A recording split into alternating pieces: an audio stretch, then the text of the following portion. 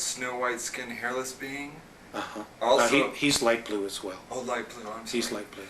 Can you describe his or her? Oh, he. Can you describe his personality then in detail? He's serious, but he also has a really good sense of humor.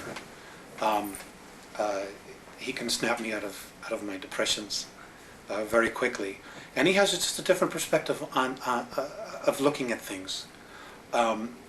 He also tends to be part of their exploratory team. In other words, when there are times when they need to defend themselves or they're confronted with something, he takes on a military type of role. He's very, very fatherly, big brother.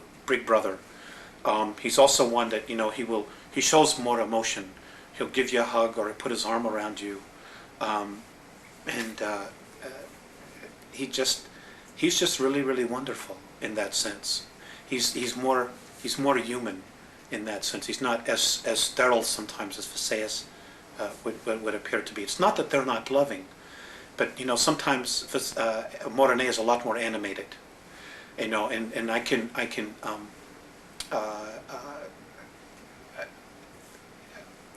relate more to him, and I think he can relate more to the emotions that we experience here, the tremendous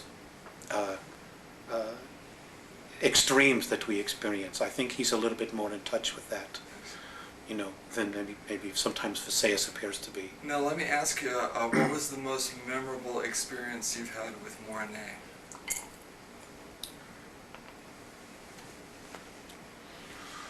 I can't talk about that. I won't talk about that. Okay. Now, please describe where and when you were born and your youth. That's not something I want to talk about either. Okay.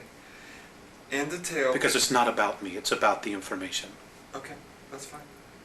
In detail, please describe your first contact at 8 years of age in 1964.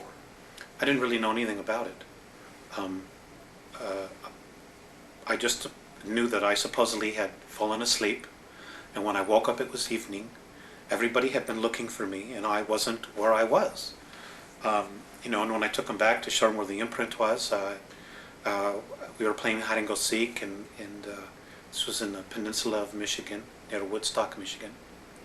And people had been looking for me, and I wasn't there, and I got a spanking, because I wasn't where I was supposed to be, and I'd been missing for hours.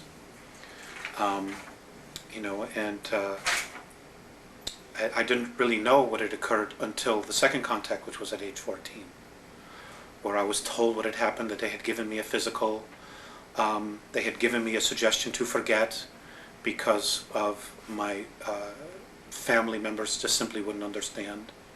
And they were right. They were very right about that. Why was the physical necessary? Well, they do that all the time. They do that to everybody, to make sure that you're physically fit, because they genuinely care about your physical health.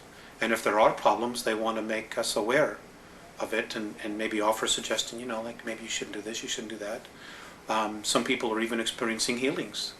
And it's just a genuine caring for, of acknowledging who you are, not only on a physical level, but on a spiritual level. Now, at age 14, what was the nature of that contact? I was taken out of bed, and I woke up and I was on a table in a room, and this was my first introduction to Visayas and Morane, at least conscious introduction. And they were looking down, and I did, on a soul level, experience a recognition.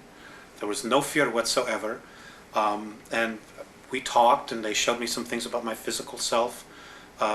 They also gave me a ball which recorded my entire energy field, who I was, who I've been in past lives. And as it was recording this, I could see all these different images of who I'd been going across the screen. And they saved this, and this was put into the computer so that they would contact me and could contact me no matter where they were at any particular time that they need to. I was asked if I wanted to help them. I agreed to do this, although at the time I didn't know exactly what it would entail. I had at any time the choice to say no more, but it's been an incredible experience for me.